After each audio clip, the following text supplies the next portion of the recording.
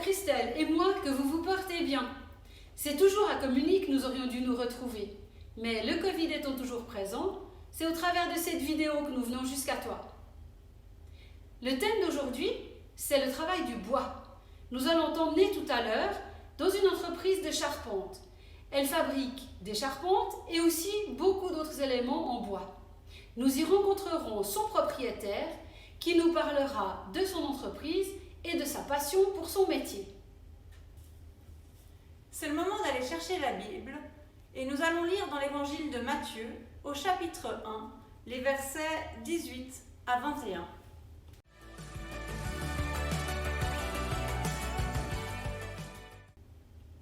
Voici dans quelles circonstances Jésus-Christ est né. Marie, sa mère, était fiancée à Joseph, mais avant qu'ils aient vécu ensemble, elle se trouva enceinte par l'action du Saint-Esprit. Joseph, son fiancé, était un homme droit et ne voulait pas la dénoncer publiquement. Il décida de rompre secrètement ses fiançailles.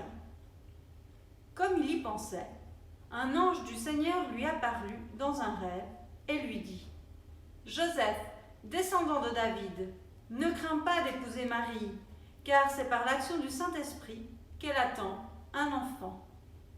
Elle mettra au monde un fils que tu appelleras Jésus, car il sauvera son peuple de ses péchés. » Tout cela arriva afin que se réalise ce que le Seigneur avait dit par le prophète. La Vierge sera enceinte et mettra au monde un fils qu'on appellera Emmanuel. Ce nom signifie Dieu avec nous. Quand Joseph se réveilla, il agit comme l'ange du Seigneur le lui avait ordonné et prit Marie comme épouse.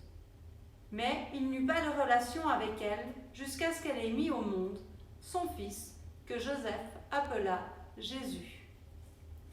Et nous lisons aussi, toujours dans Matthieu, au chapitre 13, les versets 54 à 58.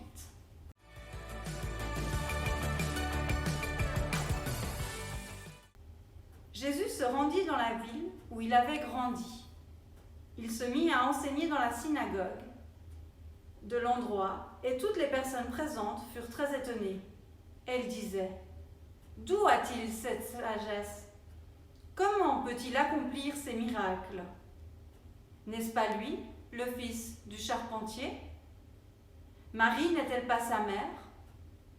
Jacques, Joseph, Simon et Jude ne sont-ils pas ses frères ? Et ses sœurs, ne vivent-elles pas toutes parmi nous ?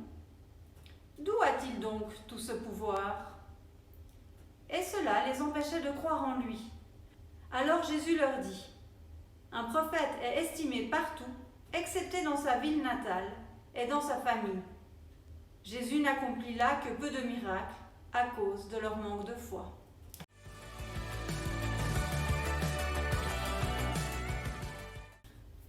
Qu'as-tu retenu de ces textes ?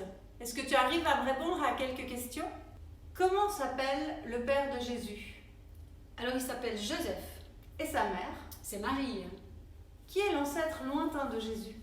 Alors c'est le grand roi David. Oui. Quels sont les noms des frères de Jésus ? Plus dur, Ça, j'ai dû aller chercher. Alors il y a Jacques, Simon, Jude et Joseph. Eh oui, Voilà, Joseph. c'est juste. Et quel était le métier de Joseph, le père de Jésus ? Alors son métier, c'était charpentier. Jésus ne semble pas exercer le métier de son père. Mais qu'est-ce qu'il fait alors ? Alors Jésus enseigne dans les maisons de prière. Dans les maisons de prière qu'on appelait les synagogues. Et il étudie, puis il explique et il lit les paroles de la Torah. Les gens qui entendent Jésus s'étonnent de le voir parler dans les synagogues, lui, le fils du charpentier. Nous verrons plus tard pourquoi cela les surprend tant.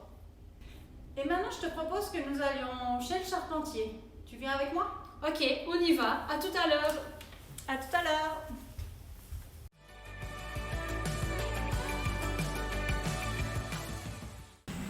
Ah, voilà le propriétaire des lieux qui arrive. Et Bonjour ça, Pierre. Ça va, salut Aude. Bien, Ça va? merci de nous accueillir dans ton entreprise aujourd'hui.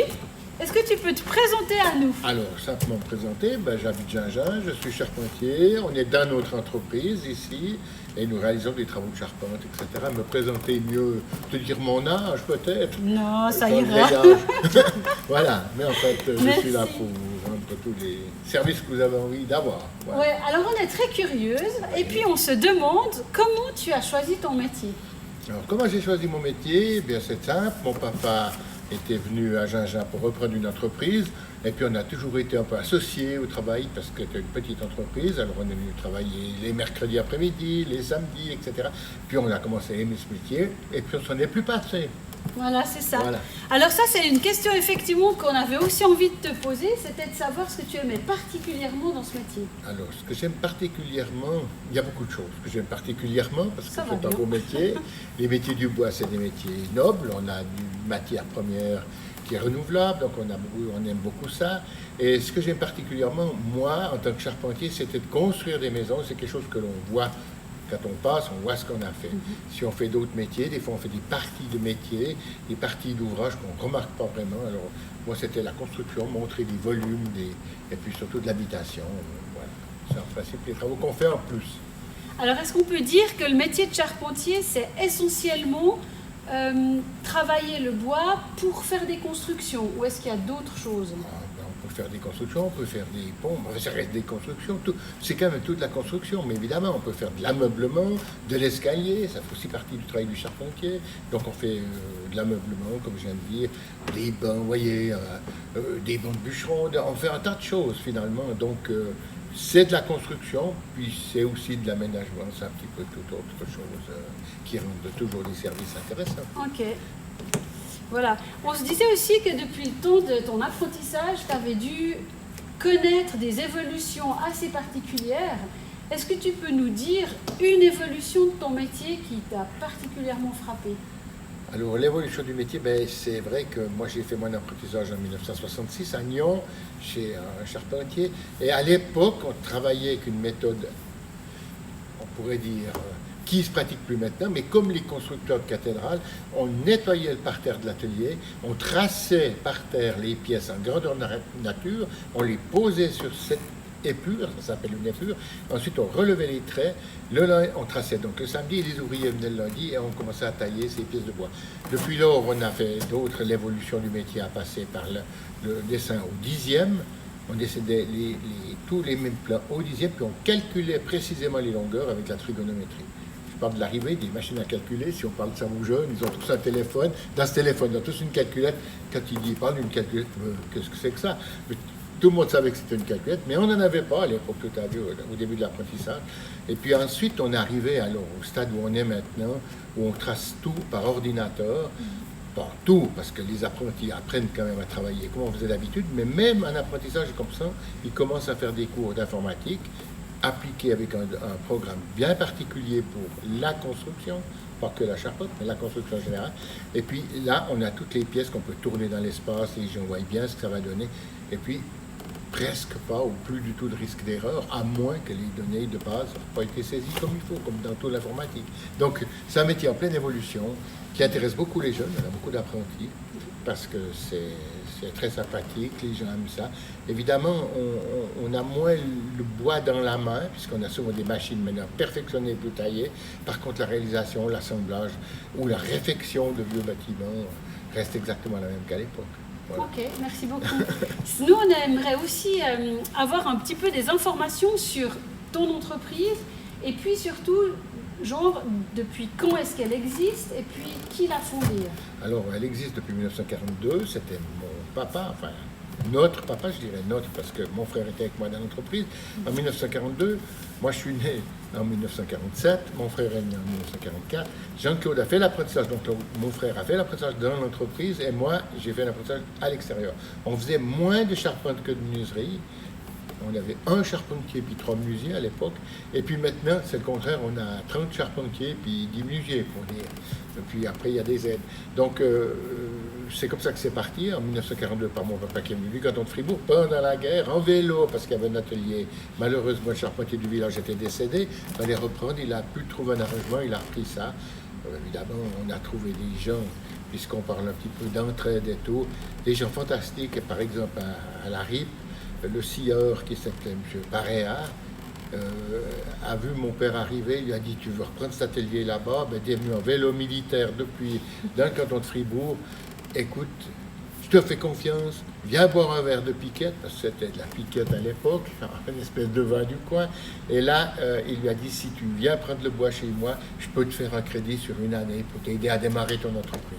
Il y avait une solidarité qui existait, qui est restée dans la famille. Et nous sommes une entreprise familiale où nous avons beaucoup de clients avec lesquels on travaille depuis 3-4 générations maintenant.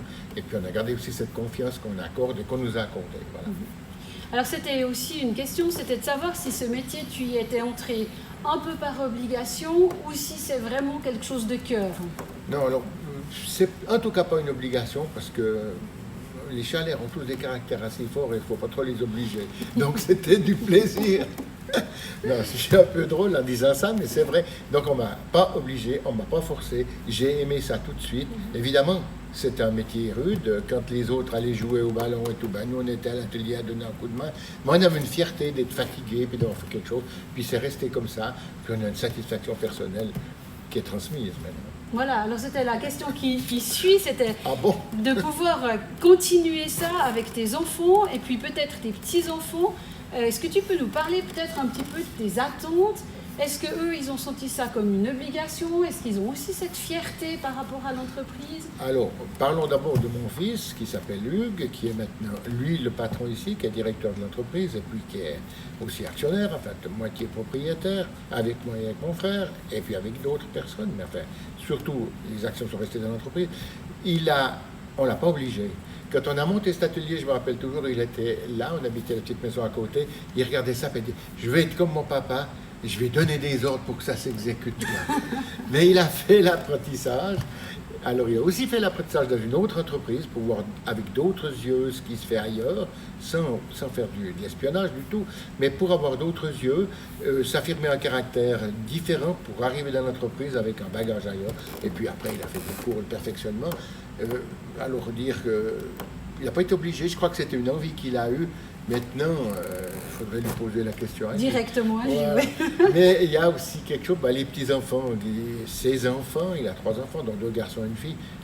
Il y en a en tout cas un des 2, certainement peut-être les 2, je ne sais pas, qui s'intéressent. Ils sont souvent là, ils aiment bien ce qu'est Manuel, ils aiment bien voir ce que le papa fait, alors que, un peu comme moi, on fait presque plus de l'administratif, parce qu'avec une 50aine de personnes, on va gérer un peu les chantiers à distance, mais malheureusement, on n'est plus avec la matière bois dans la main. Mais chaque fois qu'on peut, on touche le bois. On le fait. On le touche. Voilà. Là, c'est magnifique. Alors, on a bien compris que cette entreprise, c'était une entreprise familiale qui se transmet, c'est déjà la 3e génération qui s'en occupe, et puis que chacun y trouve de la fierté de pouvoir poursuivre un travail qui a été fait. Alors on te remercie beaucoup pour tous ces renseignements et puis on vous souhaite le meilleur pour cette entreprise puis que ça continue encore de longues années. Voilà, merci beaucoup. Et puis si c'est un message aux jeunes, ils sont les bienvenus pour visiter et pour voir s'ils s'intéressent à un métier comme le nôtre. C'est bien volontiers qu'ils seront accueillis. C'est ça, quand le Covid le permettra. Merci beaucoup. Merci à toi. Allez, au revoir. Ciao.